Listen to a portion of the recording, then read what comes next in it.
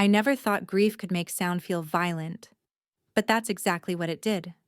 Every laugh, every song, every clink of a drink at my nephew's birthday party felt like needles scraping the inside of my skull.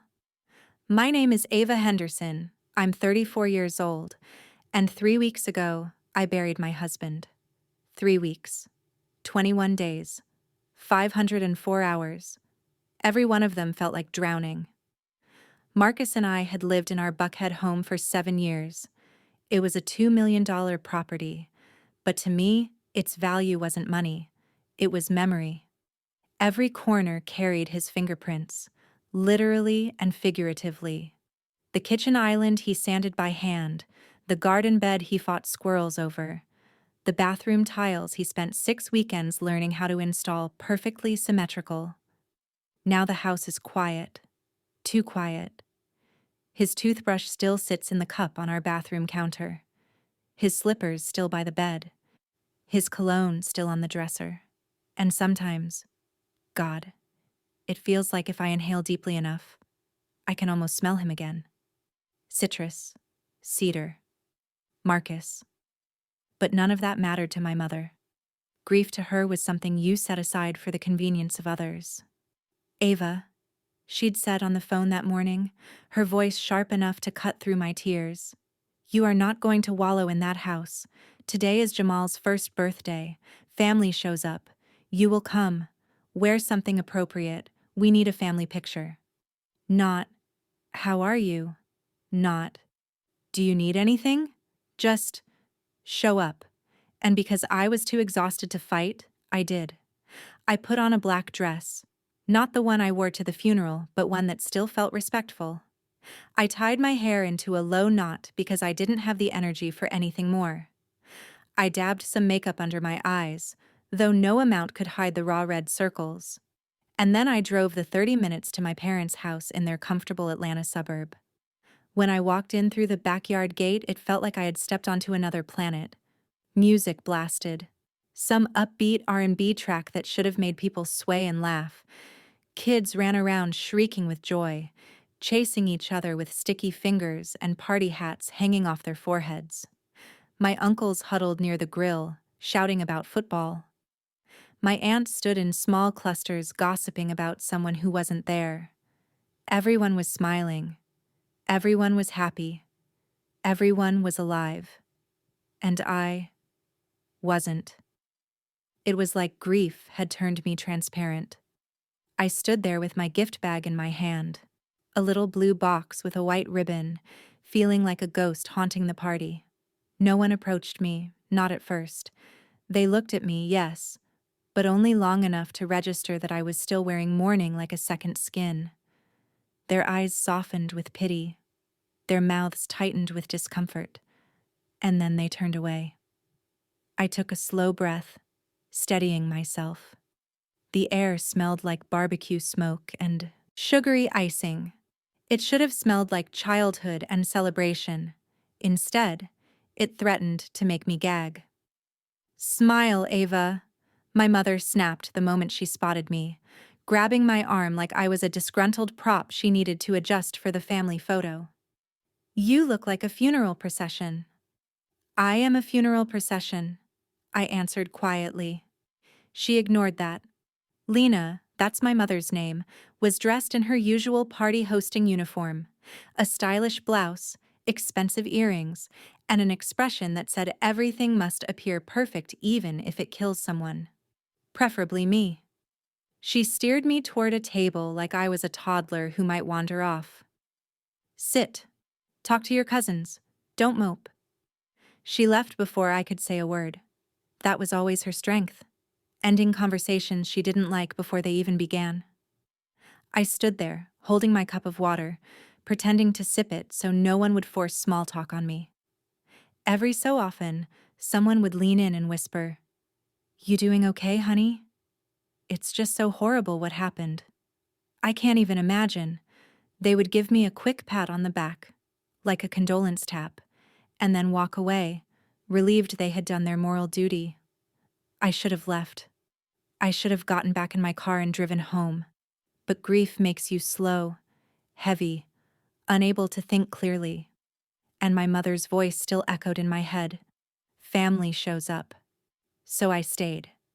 I positioned myself beneath the old oak tree, the same tree I used to climb as a child, and tried to disappear into the shadows. I watched as my sister Monique laughed loudly, tossing her hair as she held court like she was Beyoncé hosting the Grammys. She wore a bright yellow sundress that hugged her body like it had been sewn onto her directly. Her makeup was flawless, her nails were long and glittering, and she was glowing. Glowing the way people glow when the world revolves around them and they know it. Her husband Brian hovered behind her, always the accessory. Brian was one of those men who always seemed too eager to please, too eager to impress, like he was constantly at the edge of a sales pitch. His smile was too white, too polished. Even his concern felt performed. He poured my father another glass of expensive wine, laughing at everything my father said, even the jokes that weren't jokes. I watched my father, Michael, laugh along, slapping Brian on the back like he was the son he always wanted. It stung, watching him enjoy the company of the man who married the golden daughter while barely acknowledging the daughter grieving her husband's sudden death. The sun shimmered off the birthday decorations. A big sign read, "Happy First Birthday, Jamal," with cartoon animals dancing across it. Balloons bobbed in the light breeze. A cake shaped like a jungle sat on the center table, a picture-perfect family celebration. Then, suddenly, the music cut. Not faded, not lowered. Stopped. Abruptly. Like someone had yanked the plug straight from the speaker. Conversations tripped over themselves and died mid-sentence. Laughter stopped. Someone gasped. A baby cried. Heads turned like a wave across the yard. And there she was, Monique, standing on the patio steps, tapping her champagne glass with her manicured nail. The chime echoed across the backyard like a warning bell. "Can I have everyone's attention, please?" she called out, smiling brightly. Too brightly. Brian moved behind her, standing tall, his hand sliding onto the small of her back in that rehearsed, supportive, nauseating way. He looked like a man preparing to deliver a sermon. Monique's face shone with theatrical emotion. "Thank you all for coming," she began, raising her glass. "Today is such a special day for my baby Jamal." People clapped. I didn't. "But," she continued, her tone shifting, lowering, taking on a gravity that did not belong at a child's birthday party. "Today is also important for another reason." She paused. Dramatically. Expertly. The yard went silent again. "Today," she said, "we are finally doing what's right." My stomach tightened. My hands grew cold. There was something about her voice, some edge, some brightness, that didn't belong to celebration. My mother leaned forward, her hand over her mouth. My father's smile faltered. Monique let the silence swell until it felt like pressure against my ribs. Then she turned, slowly, intentionally, directly toward me. Her eyes locked onto mine like crosshairs. "Ava," she began, her tone softening into fake sympathy. "I know you're grieving. I know the past few weeks have been incredibly hard for you." She stepped off the patio and onto the grass, moving closer, her dress swaying dramatically as if there were cameras filming. "But there's something you deserve to know. Something Marcus and I kept from you because we didn't know how to tell you." My chest tightened so sharply I felt it in my teeth. My mother let out a quiet gasp. Someone whispered, "Oh my God." Monique inhaled theatrically. "The truth is," she paused, then delivered her blow. "Jamal is actually Marcus's child." Silence.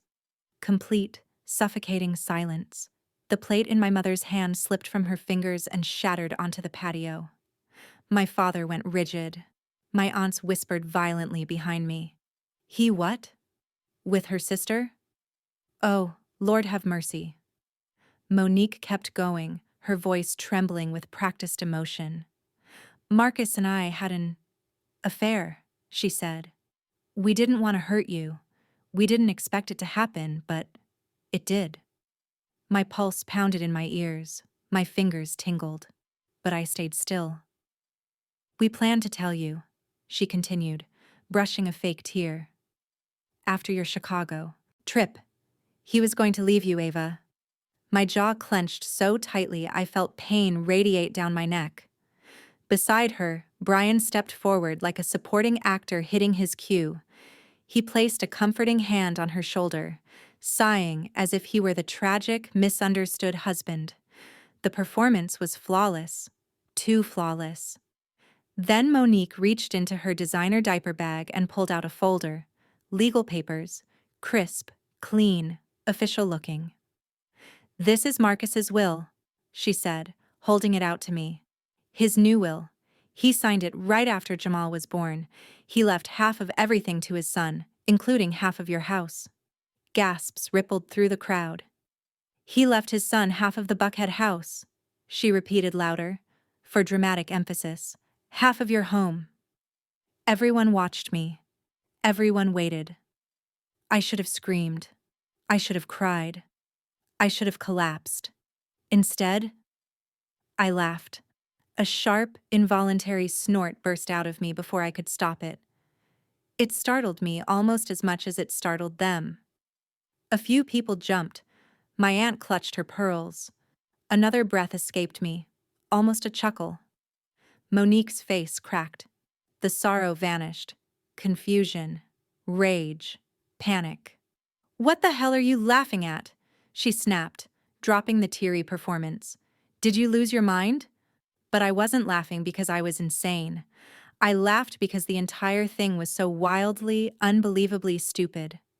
Because the forged will was good, but not good enough. Because Monique's performance was practiced, but not practiced enough. Because her story was detailed, but not detailed enough.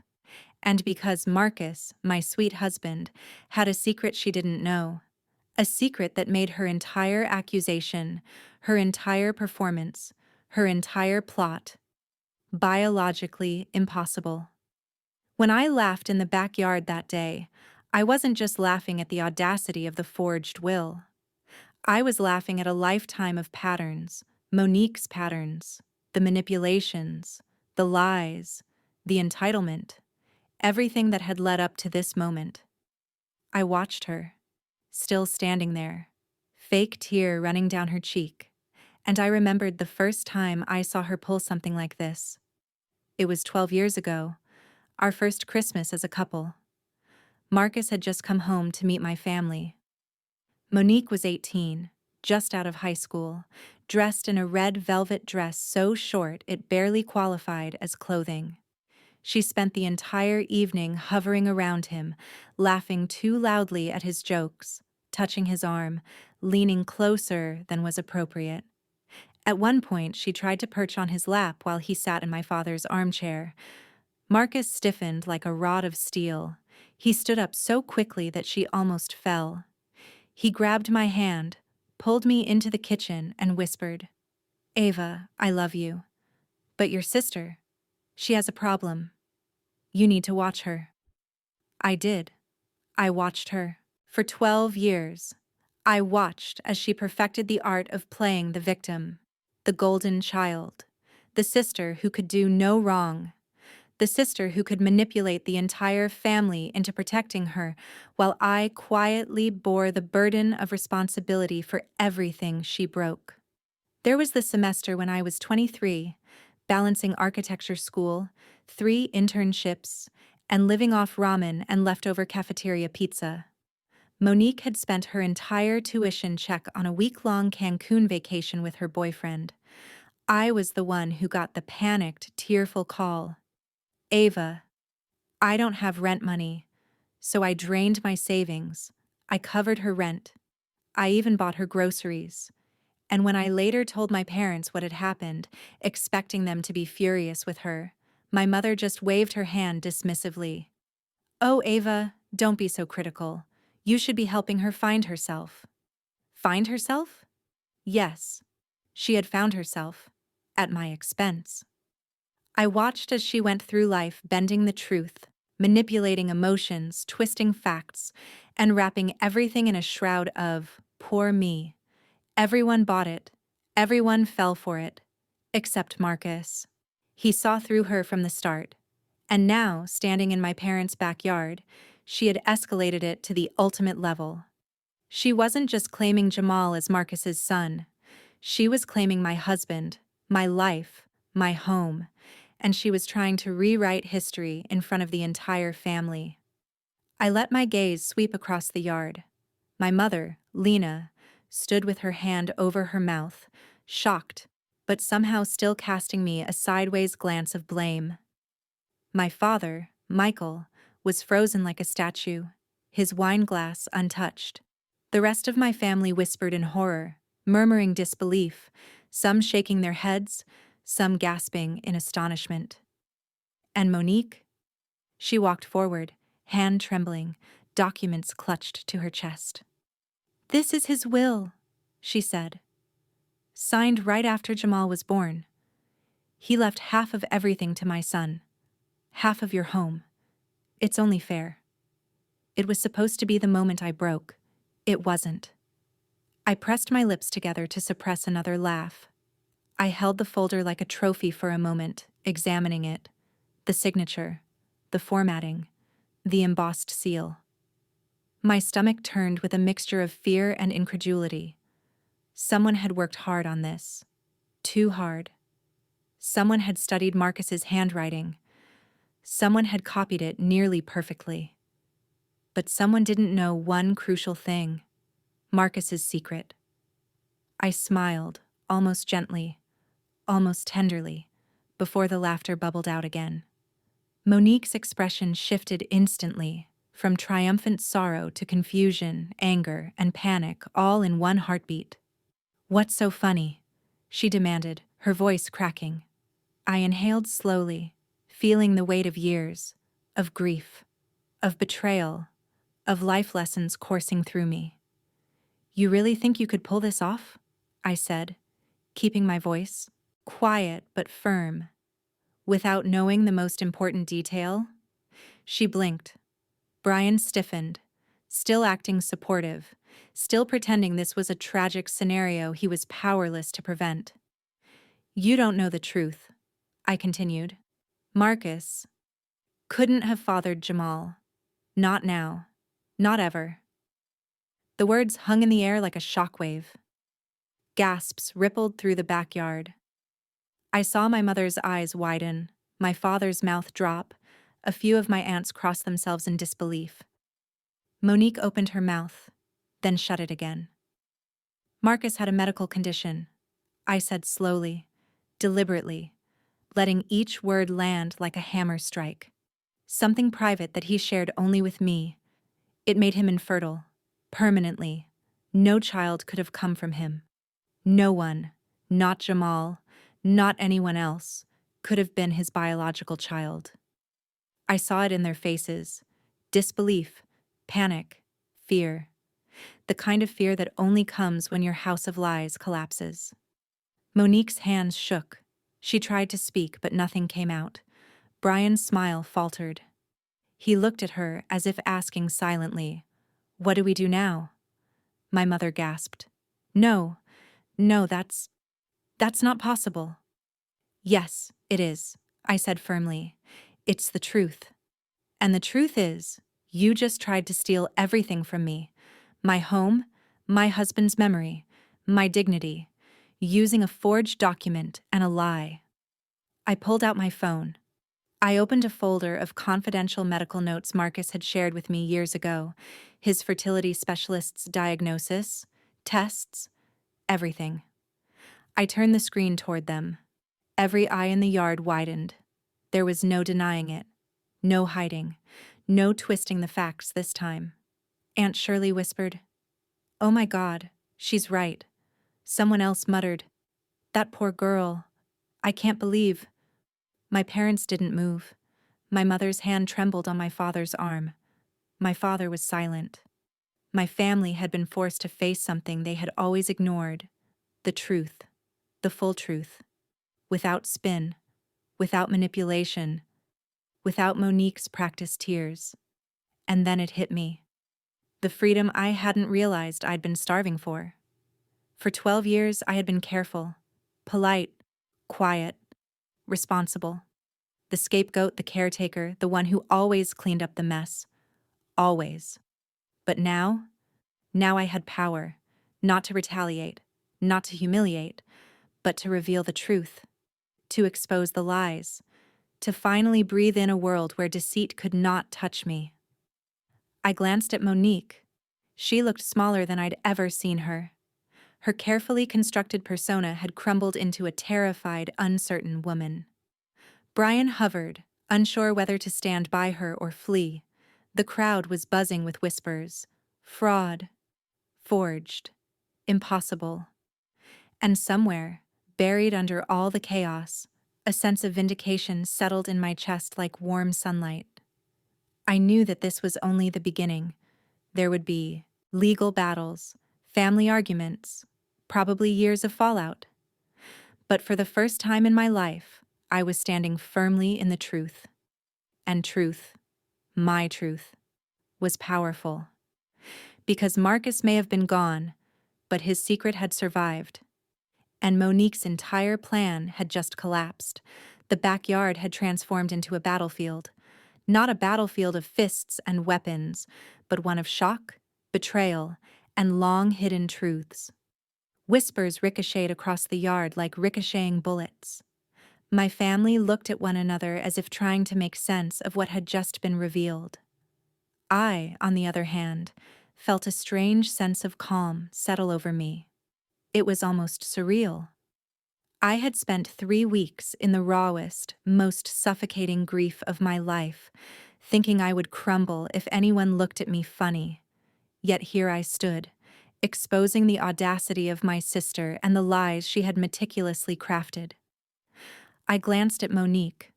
She was pale, trembling, the fake sorrow she had so carefully rehearsed gone like smoke in the wind. Brian stood behind her, looking around as if seeking an exit, a way to salvage something from this total collapse. My mother, Lena, was frozen. Her hand still hovered in the air, shaking slightly. My father, Michael, looked like someone had punched him in the stomach. The facade of the perfect family was shattered in a heartbeat. I took a deep breath and began to speak again, my voice steady and unwavering. "Let me make this crystal clear for everyone here," I said, glancing at the crowd. Marcus had a medical condition that rendered him permanently infertile. He could not have fathered a child. Period. That includes Jamal. No exceptions. No secret. No mistake. No miracle. He simply could not have done it. Aunt Shirley muttered under her breath. I knew it. Something always felt off. The whispers grew louder, some people gasping audibly. My mother finally managed to speak, her voice quivering. "Ava, are you sure?" "Yes," I said, lifting my phone and showing her the confidential medical notes Marcus had shared with me years ago. Lab results, diagnoses, specialist opinions, everything confirming that he could not biologically father a child. "This is proof," I said. "And it's not just about legal documents or forged wills. It's about facts. Facts that Monique ignored in her attempt to steal what didn't belong to her." Monique's face was a mixture of anger, fear, and disbelief. Her carefully constructed performance was crumbling in real time. She opened her mouth, probably to argue, but no words came out. Brian finally spoke, his voice forced and trembling. "Well, maybe she's lying. Maybe she—" I cut him off. "Brian, you were complicit. You knew she forged the will. You stood there playing the supportive husband while she planned to ruin the woman who lost the love of her life just 3 weeks ago. You're not innocent here either." I saw him falter. He looked at Monique as if asking silently, "What do we do now?"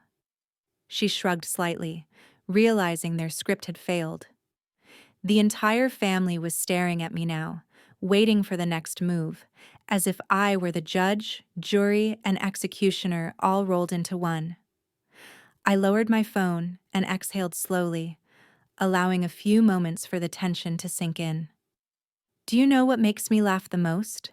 I said quietly, letting the words carry across the yard. "You think this was a secret Marcus kept from me? You think he would have betrayed me? You think that his love for me, the man I married and spent 12 years building a life with, could have been undone by your selfish ambition? Do you know what that is?" Monique's lips twitched, a nervous, involuntary reaction. "It's audacity," I said. "The audacity to think you could manipulate a widow into believing a lie while parading your own lies as truth in front of an entire family. You are audacious, Monique, but not clever. Not clever at all." Her shoulders slumped slightly. I could see the panic setting in. Brian looked like he was trying to memorize exits. My parents looked stricken, some of them even avoiding my gaze entirely. "You see," I continued, "Marcus and I had secrets. Yes, but they were ours. We had plans for the future. Plans you could never understand. We had private struggles. We had private triumphs. But we never hurt anyone, unlike you." The backyard was silent except for the rustle of leaves in the wind. The children had stopped playing, sensing the tension in the air. Even the birds seemed to hush. I glanced down at the forged will she still held in her hands.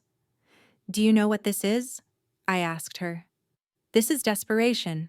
This is someone who has no moral compass. This is someone who thinks cheating, lying, and manipulation can grant them what they desire. But it doesn't.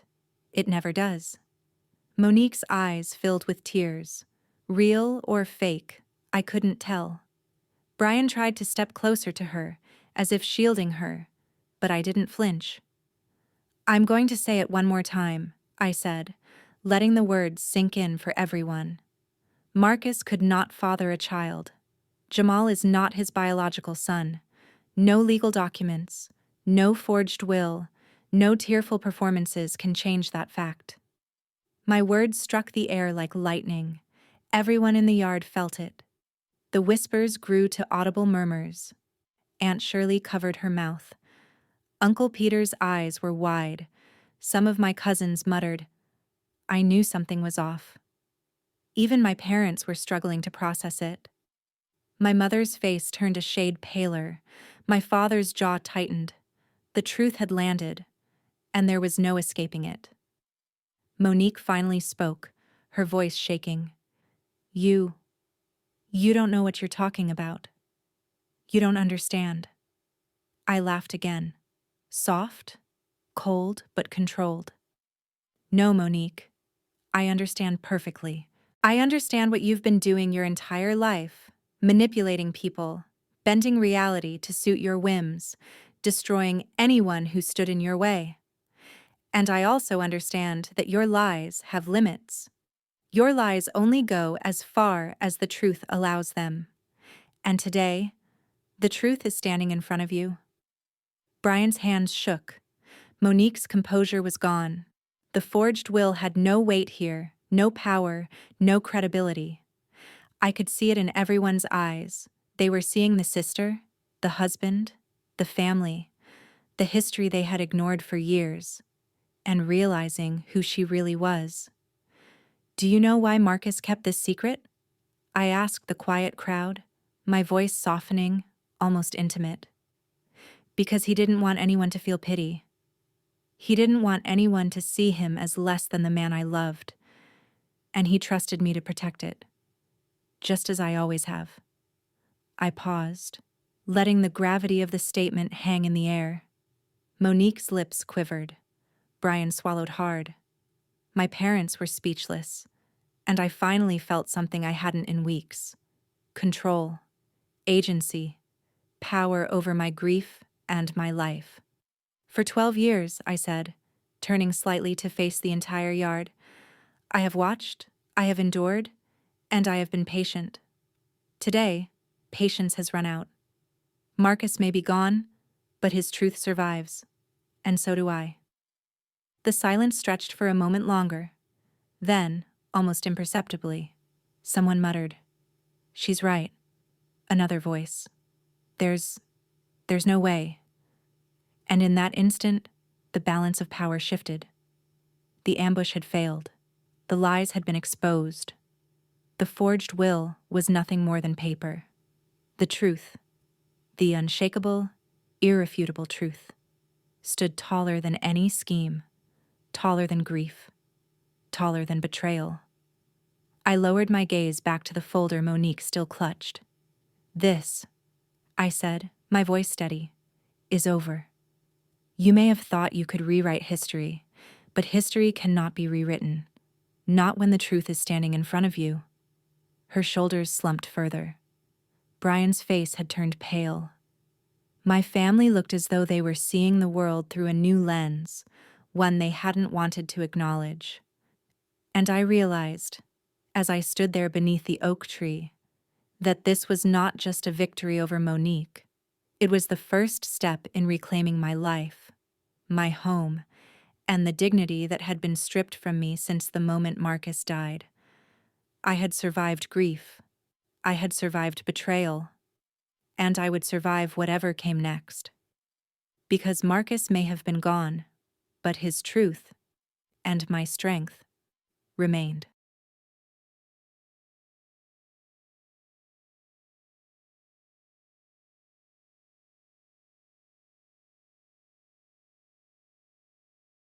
The tension in the backyard was suffocating, thick enough to choke anyone who dared breathe. Everyone's eyes were locked on me. My sister Monique, pale and trembling, still clutched the forged will like a lifeline. Brian hovered behind her, looking more like a desperate accomplice than a husband. My parents were frozen, faces pale, mouths slightly open, unsure whether to intervene, flee, or collapse. Every cousin, aunt, and uncle whispered under their breath, the murmurs growing louder by the second. The chaotic hum of the party had disappeared completely.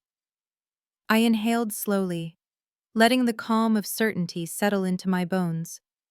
This was the moment I would confront them, not just for the forged will, not just for their audacity, but for the years of manipulation, lies, and betrayal that had been carefully hidden behind Monique's charm and golden child status.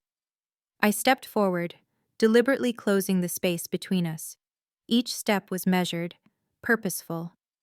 I looked directly at Monique's wide, frightened eyes. "Do you realize what you've done?" I asked, my voice low, controlled, yet carrying enough authority to silence the whispers completely. "Do you understand that you've attempted to rewrite my life, to steal my home, to manipulate my family, all based on a lie?" She opened her mouth, but no words came. Brian shifted slightly, as if to intervene, but I didn't flinch. "You forged a legal document," I continued, keeping my gaze unwavering. "You paraded it as truth in front of everyone, and you thought I wouldn't notice.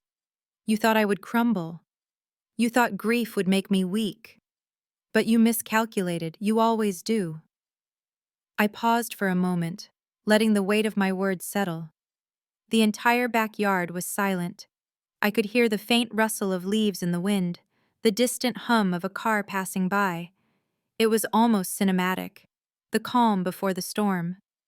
I pulled the medical folder from my bag, the confidential notes Marcus had shared with me years ago. I held it high so everyone could see. "This is proof," I said. "Marcus had a medical condition that made it impossible for him to father a child. Permanently. No exceptions. Not Jamal, not anyone else. Nothing you do can change that fact. Not lies. Not forged documents. Not theatrics." Gasps rippled through the crowd. My mother's hand flew to her mouth again. My father's face went pale, his jaw tightening. A few aunts whispered frantically to one another. Cousins exchanged wide-eyed glances. Monique's hand shook, and the forged will slipped slightly in her grasp. Brian's face had gone ashen. They were realizing, finally, that their plan had failed spectacularly. I looked down at the papers she had brought and slowly, deliberately stepped on them, crushing the fragile stack beneath my heel. The crinkle of the paper was audible, a symbolic destruction of their lies. "This," I said, voice steady and loud enough for the entire yard to hear, "is nothing, a paper shield against truth, and truth always wins." My mother finally spoke, voice shaking. "Ava, are you sure?" "Yes, Mother, I am sure," I said, looking at her directly. "This is the truth Marcus and I shared, the secret he took to his grave, and it proves that everything Monique has said here today is false." Monique's mask of sorrow was gone, replaced by panic. She opened her mouth to argue, but I raised a hand, stopping her. "You've spent your life manipulating people, twisting facts, and lying to get what you want. 12 years of this behavior culminated in today's performance, and it failed, because Marcus trusted me, and I never betrayed that trust." Brian's hand shook as he stepped forward. "Ava, maybe you're exaggerating. Maybe," I cut him off sharply. "No, Brian, I am not exaggerating. You were complicit. You stood behind her, enabling her, supporting her lies. You are not innocent. Not today." The whispers grew louder. Fraud. Forged. Impossible. A few of my cousins murmured. I knew something was off. I let the words sink in, letting each one land like a hammer strike. Then I glanced at my family, my parents, my aunts, and uncles. "Look at her," I said, nodding toward Monique. "This is the person you've protected all these years, the one who always got away with everything, who stole money, manipulated situations, and blamed everyone else. And for what? To make herself look like a victim?" My mother's face twisted in disbelief. My father's hands clenched into fists. Monique's shoulders slumped. Brian swallowed hard. I continued, softer now, but no less powerful. "Marcus and I had private struggles, private triumphs, private moments of love and trust that you could never understand. And instead of respecting that, you tried to steal it. You tried to destroy me. You tried to erase the truth of our lives." I could see the panic growing in Monique's eyes. She tried to speak again, but the words came out broken, incoherent. Brian moved closer to shield her, but the entire yard seemed to hold its breath, watching, waiting, silently judging. I felt a shift in the air, a subtle but unmistakable change. The power had moved. I was no longer the grieving widow in the corner. I was standing firmly in the truth. I was reclaiming my life, my dignity, and my home. "The truth," I said, looking directly at Monique, "cannot be stolen, forged, or manipulated. And today, it has survived you. Your lies have failed. Your plan has failed. And now, you must face the consequences." Tears streamed down her face, real tears this time, or perhaps the remnants of panic and fear. Brian's face was pale as a sheet. My parents were stunned into silence. The rest of the family stared, some in disbelief, some in awe. I lowered my gaze to the crushed papers at my feet. "This is over," I said. "Marcus may be gone, but his truth survives. And so do I." A faint, almost imperceptible nod from Aunt Shirley confirmed it. Someone else whispered, "She's right. She's always right." And in that moment, I knew the balance of power had shifted completely. Monique and Brian had underestimated me. They had underestimated the bond Marcus and I shared. They had underestimated the truth, and I was done letting them. The backyard was still, charged with a tension that lingered like smoke from a fire that had just burned too close. Monique and Brian stood frozen, fragile shells of the people who had come in with such audacity just moments ago. My parents hovered nearby, speechless, while the rest of the family whispered amongst themselves, struggling to reconcile the sister they thought they knew with the person I had just exposed.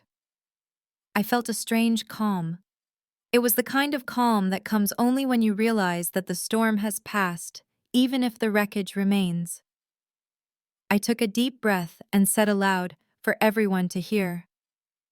This isn't just about Jamal, the house, or the forged will. This is about every lie, every manipulation, every moment of deceit that Monique has used to try and control people's lives. And today, it ends. Aunt Shirley whispered. Finally. I turned to my parents, my voice softer now but firm. Mother, Father, I know you've always loved both of your daughters, but love isn't blind. It's not about letting one child trample another and pretend it's okay. I hope you understand that now. My mother's face twisted into an unreadable expression. My father's jaw clenched, but he nodded slightly. The recognition was there, even if their guilt wasn't spoken. I looked back at Monique, who had gone completely still. Brian hovered behind her, uncertain, guilt written all over his face. I said, "You can try to manipulate people, Monique, but you cannot manipulate the truth. And you cannot manipulate me anymore. Marcus trusted me with his secrets. I will honor that trust. Always." I felt the weight of the last 12 years of manipulation lift slightly from my shoulders. The grief for Marcus was still raw, but the anger and betrayal that had clawed at my chest finally had a target. Monique finally tried to speak. Her voice was trembling. "Ava, please, you don't understand. I, no," I said, cutting her off firmly. "I understand perfectly. You wanted what wasn't yours. You tried to take everything from me, and now you've been exposed. There is nothing more to say." Brian muttered something incoherent, but I didn't respond. My attention was on the reality of the moment. I had survived grief, betrayal, and manipulation, and I was still standing. Later that night, back in my quiet Buckhead home, I sat in the living room, the space Marcus and I had restored together surrounding me. The house smelled faintly of pine from the tree in the corner, and the faint hum of the city outside was comforting. For the first time in weeks, I felt the possibility of peace. But I also knew there would be fallout. Monique wouldn't let this go easily. She had already proven how far she would go to manipulate, lie, and steal. The legal battle over the forged will would be next. My family would have questions, accusations might fly, but I had Marcus's medical records, I had the truth, and I had my resolve. The next day, I met with my lawyer. We carefully documented everything: the forged will, the public confrontation, the proof of Marcus's infertility, and all the evidence showing Monique's intent to deceive and manipulate. "This is airtight," my lawyer said, flipping through the folder. "There's no way they can claim anything. It's all here. Everything is documented. You're in full control now." I nodded, a strange sense of satisfaction washing over me. Justice wouldn't feel like revenge. It would feel like restoring balance. Meanwhile, I began rebuilding my life, piece by piece. I returned to my work as an interior architect, designing spaces that brought people comfort and joy. Every wall, every color, every texture reminded me of the life Marcus and I had built together, and the life I would continue alone, on my terms. The family fallout was inevitable. Monique tried to justify herself to relatives, but her words fell flat. People who had always turned a blind eye now couldn't deny the truth. Some relatives apologized for their blind loyalty, some quietly stepped back, and others stayed distant, unsure how to navigate the new reality. Through it all, I focused on myself. I spent evenings in the home Marcus and I had restored, revisiting memories, holding on to the love that had defined the last 12 years. I cried when I needed to, laughed when I could, and allowed myself to grieve without shame. One evening, I walked through our garden, the moonlight casting gentle shadows across the lawn. I paused near the oak tree where the confrontation had occurred. I ran my hand along the rough bark and whispered, "We did it, Marcus. We survived them. I survived." And for the first time, I felt hope. Hope that life could continue beyond grief, beyond betrayal, beyond the lies. Hope that I could embrace the future Marcus had envisioned for us. A life full of love, creativity, and truth. I knew I would never forget the events of that day. Monique's audacity, Brian's silence, the shock on my parents' faces. But I also knew that none of it could touch me anymore. I had reclaimed my life. I had reclaimed my home. And I had reclaimed the legacy of Marcus's love, trust, and truth. The storm had passed, and in its wake I was finally free.